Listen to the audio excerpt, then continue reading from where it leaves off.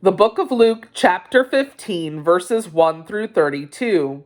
The parable of the lost sheep. Now the tax collectors and sinners were all gathering around to hear Jesus. But the Pharisees and the teachers of the law muttered, "This man welcomes sinners and eats with them." Then Jesus told them this parable. Suppose one of you has 100 sheep and loses one of them. Doesn't he leave the 99 in the open country and go after the lost sheep until he finds it? And when he finds it, he joyfully puts it on his shoulders and goes home. Then he calls his friends and neighbors together and says, "Rejoice with me, I have found my lost sheep."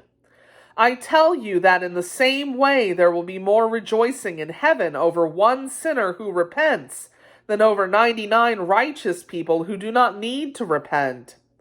The parable of the lost coin. Or suppose a woman has 10 silver coins and loses one. Doesn't she light a lamp, sweep the house, and search carefully until she finds it? And when she finds it, she calls her friends and neighbors together and says, "Rejoice with me, I have found my lost coin." In the same way, I tell you, there is rejoicing in the presence of the angels of God over one sinner who repents. The parable of the lost son. Jesus continued, "There was a man who had 2 sons. The younger one said to his father, 'Father, give me my share of the estate.' So he divided his property between them. Not long after that, the younger son got together all he had, set off for a distant country, and there squandered his wealth in wild living. After he had spent everything, there was a severe famine in that whole country, and he began to be in need. So he went and hired himself out to a citizen of that country, who sent him to his fields to feed pigs. He longed to fill his stomach with the pods that the pigs were eating, but no one gave him anything.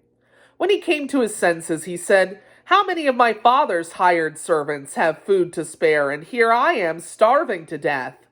I will set out and go back to my father and say to him, Father, I have sinned against heaven and against you. I am no longer worthy to be called your son. Make me like one of your hired servants.' So he got up and went to his father. But while he was still a long way off, his father saw him and was filled with compassion for him. He ran to his son, threw his arms around him, and kissed him. The son said to him, 'Father, I have sinned against heaven and against you. I am no longer worthy to be called your son.' But the father said to his servants, 'Quick, bring the best robe and put it on him. Put a ring on his finger and sandals on his feet. Bring the fattened calf and kill it. Let's have a feast and celebrate. For this son of mine was dead and is alive again. He was lost and is found.' So they began to celebrate. Meanwhile, the older son was in the field. When he came near the house, he heard music and dancing. So he called one of the servants and asked him what was going on. 'Your brother has come,' he replied, 'and your father has killed the fattened calf because he has him back safe and sound.' The older brother became angry and refused to go in.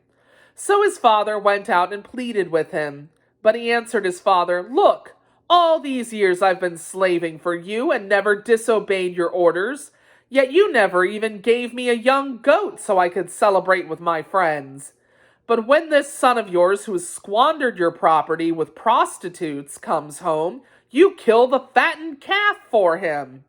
'My son,' the father said, 'you are always with me, and everything I have is yours. But we had to celebrate and be glad, because this brother of yours was dead and is alive again. He was lost and is found.'" The word of the Lord.